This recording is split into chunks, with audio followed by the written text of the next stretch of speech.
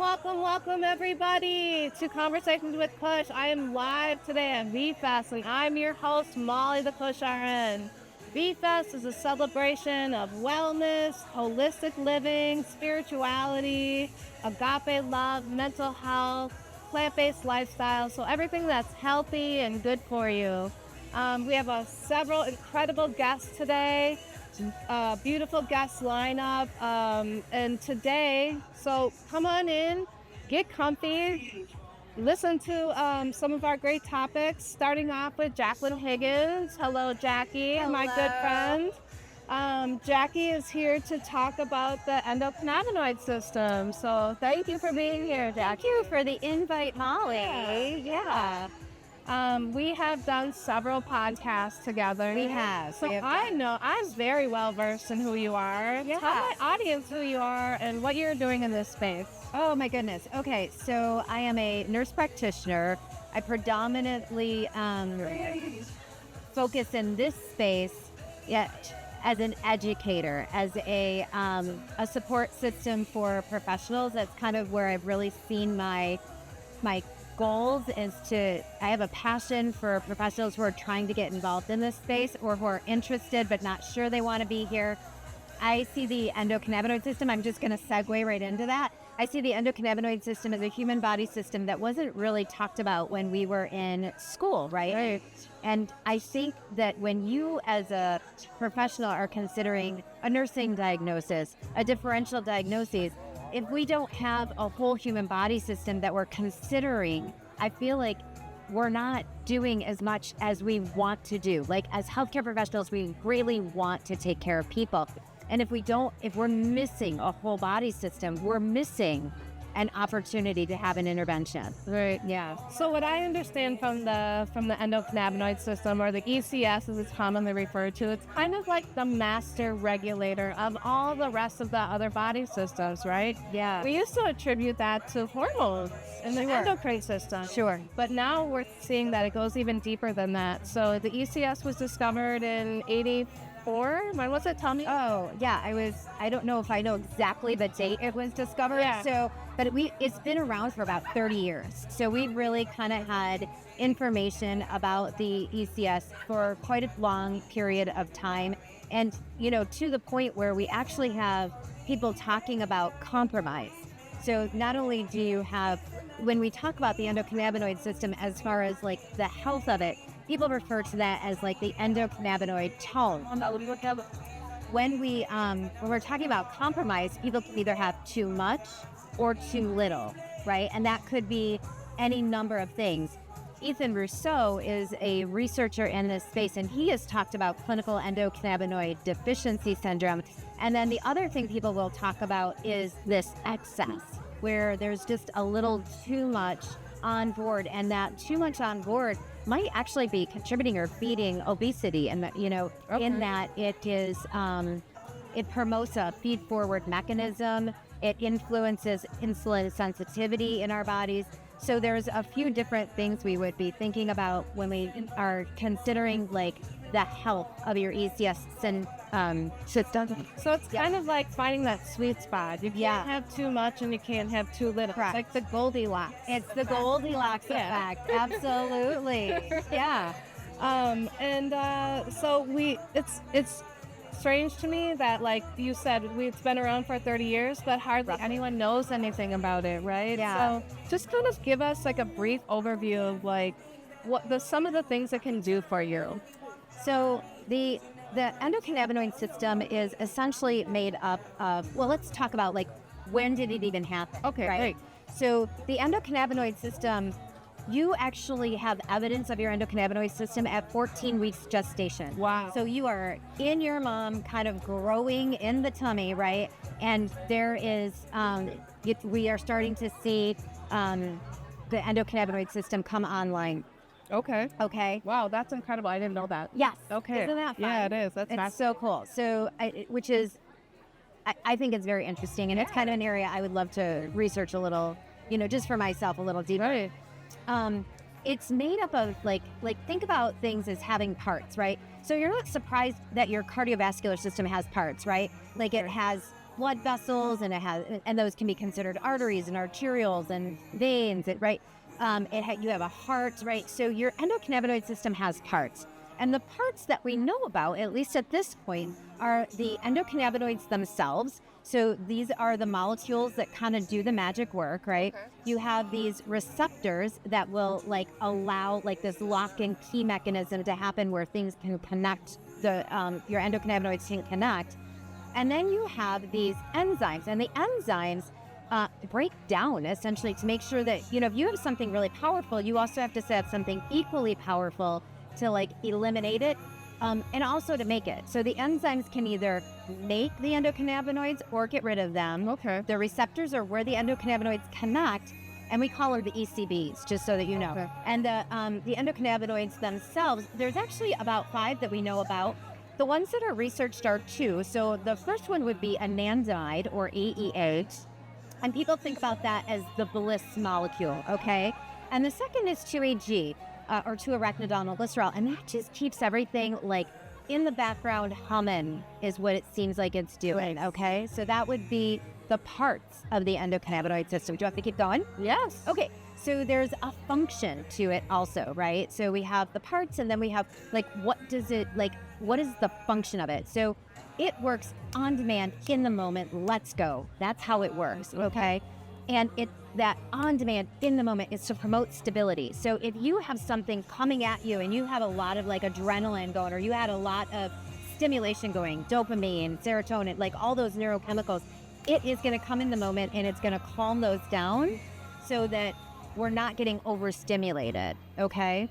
What I'm hearing from you, that's how it functions. Okay. It's really about this kind of balance. And you hear a big buzzword now, homeostasis. Homeostasis. So it's always trying to bring us to this place where everything is even keel. Yes. We're at peace, our body's at rest, that type of thing. So continue, please. So it's always kind of interesting to understand where is this body system located, right? Because if you think about your heart, you know where that's located. You think about your blood vessels, you know where they're located. If I were to talk to you about your bladder, you'd know where that was located. But where is this located? And it's in every body system. So it's not like it has a discrete location. Sure. Because it's just everywhere, because it's helping everything to stay in balance, or homeostasis, like you talked about. And then I think about things like the purpose of it. You have the function, but what is the actual purpose? And a lot of times people will talk about it as the, protect, eat, sleep, forget, and relax system. So if you think about protection, you might think about inflammation, you might think about infection, you might think about those kinds of things. If you are thinking about sleep, it's important to support circadian rhythms, right? It actually kind of supports sleep-wake cycles and that kind of a thing. If we think about eating, it's not only the drive to eat, but the feeling of satiety. So it's that whole balance of what you would need. When we think about forgetting, we also have to think about memory. It's not important that I remember every car I passed on 94 on my way here, right? Right. So we need something that allows us to kind of forget things that are unimportant. But at the same time, when we're thinking about the idea of forgetting, we're talking really about memory. And so it's crucial to memory.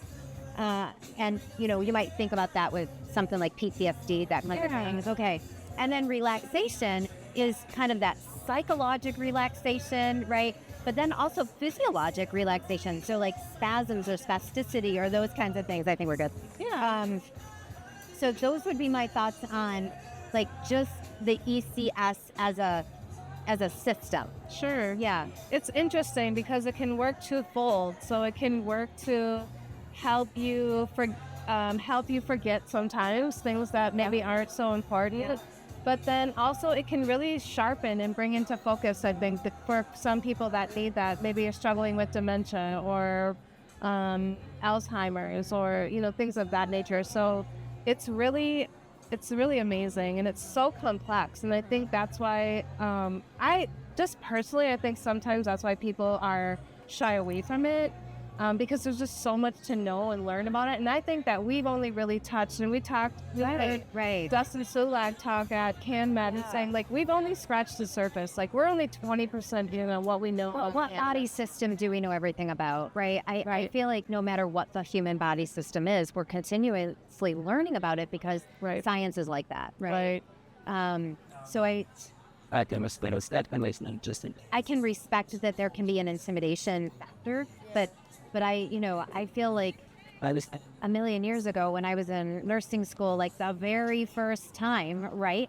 I think everything was intimidating. Yeah. So, some of it's just continued exposure and just hearing people and hearing different people talk about things. Like, how do they frame it? What do they say about it? That kind of a thing. Yeah. Give me an example of like a real-time situation that you've had and how you've helped a patient and understand how cannabis can help with their body. So, I think there was a gentleman that I would say that there is, I don't know that I help specifically as much as sometimes what you're doing is raising awareness. Okay, so I think I'm going to frame that just slightly differently. Okay. So I had a person who had seen me, and when I walked into the room, I was really kind of taken back by how many stomach medications that person was on. And so I started going through them, and in going through them, I realized like they were on a lot of stomach medications because they essentially had inflammation in their GI system, their whole gastrointestinal system, from their mouth to their rectum. Okay, wow. So really like the whole body. And they were getting wonderful care, and they were being, there was a lot of evaluation taking place.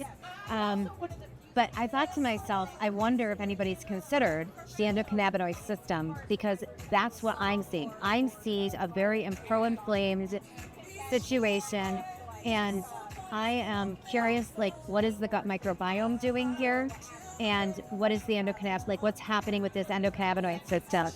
And I brought it up to the person that I was working with, because I was like, I just want you to know, like, if things aren't evening out, maybe there's this other thing that we should be thinking about. And if you want to talk about it, I'm more than happy to talk to you about it when you're ready. So I think sometimes what I'm doing is mostly raising awareness.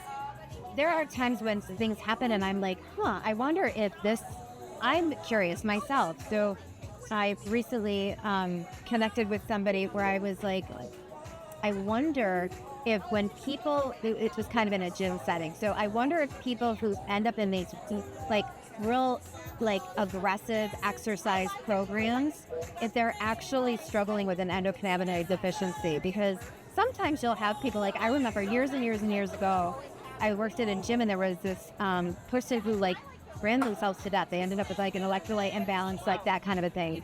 And I've always wondered, like, how come they couldn't stop? And it makes me wonder if what we were looking at, and I of course didn't know back then, but you think back on your life, right? Was that this person was struggling with like a deficiency in their endocannabinoid system in some way, shape, or form, whether it was enough receptors, whether it was enough endocannabinoids, and that would have been, had we known back then, like, could we have addressed that differently, right, and allowed this person to get what they needed in maybe a supplemental fashion, right? So that would be, and yet. And one of the things we know is things that support the endocannabinoid system, like movement, exercise, things also make huge difference, right? Foods, the endocannabinoids themselves are made of fats. And so you really need a good balance between omega-3 and omega-6 essential fatty acids. And then also you need to take care of your gut microbiome with prebiotics and that kind of thing, so that it is all functioning well. So nutrition becomes extremely important. I think about integrative strategies that work with the endocannabinoid system. You think about like chiropractic and osteopathic, kind of those manipulations or adjustments. They kind of release the endocannabinoids. The acupuncture stimulates points in the endocannabinoid, so that would be one of the things. And then even things like essential oils that are rich in beta-caryophyllene, at least we know that. there's probably others because we don't want to limit the chemistry we're working with in aromatherapy, but beta-caryophyllene hooks up directly to the CB2 receptor, so one of the cannabinoid receptors. So there are lots of ways that we can address things that maybe it would have been supportive. And now that I think back on my life and I see some different things, I'm like, oh, okay, maybe that was the deal. So takeaway, what I think I am hearing you say is that we really need to do things to keep our bodies healthy. Yes. To feed our bodies with nourishing food. Yes. To stimulate and get inputs into our body that help us align with spirituality and with our community. Yes. And all of the things that we need to be kind of to embrace wellness as a whole. And that will then support our endocannabinoid system. Right. And if we need to input some, then we can use cannabis. Or if we need to take some away, we can think about maybe being very intentional about the ways that we're using cannabis. Sure. To help alleviate some of the things that kind of come up from the overuse. Right. I mean, with any, I feel like overuse can kind of happen, right? I felt like I'm going to just go to COVID, sorry. I think we're all kind of over COVID, right? Right. But during COVID, there were these conversations that I started having because, happy hour started at like 9 in the morning. Right. Not because, people were struggling, but it was just like, what do I do? There was this kind of thing. And so it was kind of after that where I was like, can we reevaluate this and can we do this differently? Because I think it's putting weight on you. I think you're feeling kind of sluggish. There's things, and people are like, oh yeah. So a lot of people just feel that way. Like you kind of bring it up like, oh, maybe this isn't working as well as we would like it to. Yeah. And they're like, oh yeah, okay.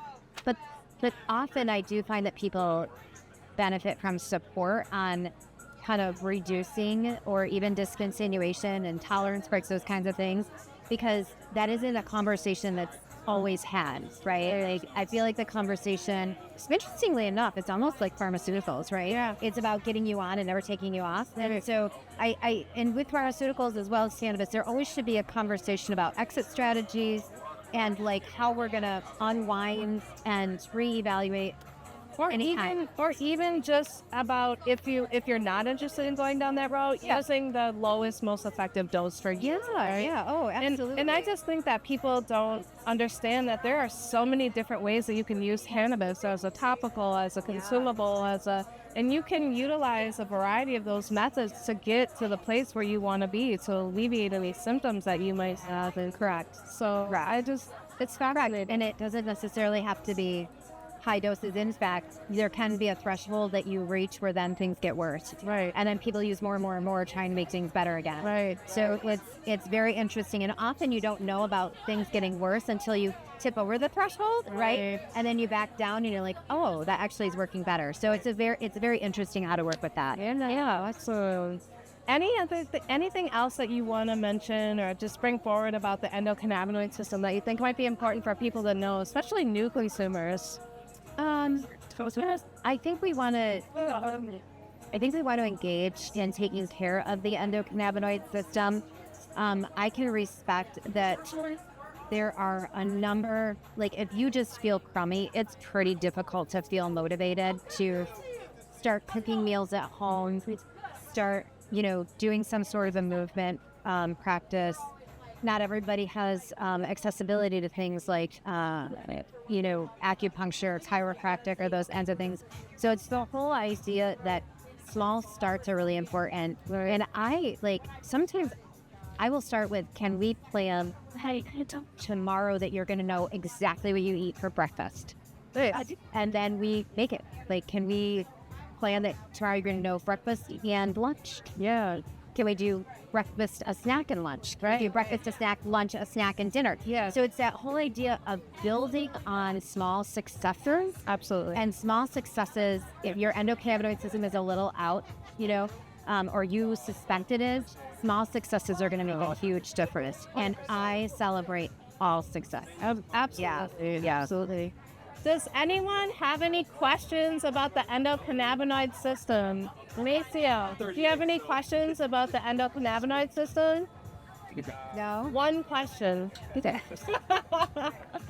Did you know you have an endocannabinoid system? I did. Oh, that's Yeah, good. I'm glad you knew that. Yeah, What you about do. you, Forrest? Do you have any questions about the endocannabinoid system? What, man? Did you know you had an endocannabinoid I don't know system? what that is. Yes. Yeah. see? Okay. So that's why we're here today, because Yeah. we want to educate people that it's in your everywhere. whole It's your whole body. body. Yep. So we want to educate people that they have this beautiful system that lives inside them that helps regulate everything else. So yeah. Well, thank you, Jackie. Thank for you your so time. much. Good to see you. Yeah, you too. We have some really great speakers that are going to come on next, and we're going to bring forward Michael Ford. He's going to talk about movement in cannabis. I know. I'm So- very excited about that. I've been waiting to see him. Yeah. So Yeah. thank you, Jackie. You bet. All right, let's. Have a good one.